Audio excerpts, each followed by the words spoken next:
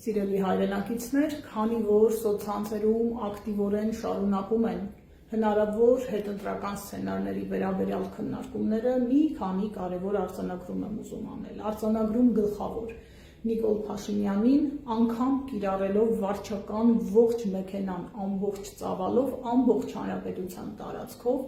և կիրառելով քրեական հետապնդումների գործիքակազմը, չի հաջողվել ձևավորել 50 գումարած 1% ձայներ, սա շատ կարևոր քաղաքական փաստ է։ Սա խոսում է այն մասին, որ անգամ այս ռեպրեսիվ մթնոլորտում անցկացված ընտրությունների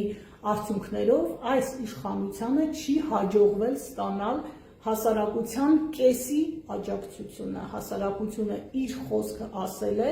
անսալով այն տոտալ վախի մթնոլորտին, որը կար։ Արձանագրում համար 2.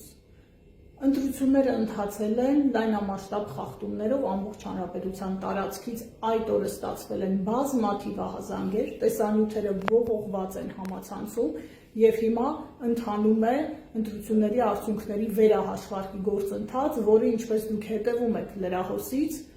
հօգուտ իշխանության չէ։ Սա ևս կարևոր փաստ է և խոսում է այն մասին, որ այն տվյալները, որոնք որ հրապարակվել են, իրականությունը չեն արտացոլում։ Սրանք երկու կարևոր հանգամանքներ են և սրանք խոսում են այն մասին, որ հայ հասարակությունը շարունակում է գտնվել բևեռացման մեջ։ Հասարակության մի զգալի մասը, կեսից ավելին, չի աջակցում այս իշխանությանը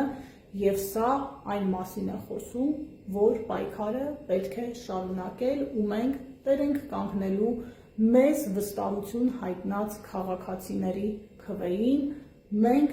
շարունակելու ենք պայքարը և ինչպես հայտարարել ենք, գնալու ենք մեր նախանշած ուղով։ Շնորհակալություն։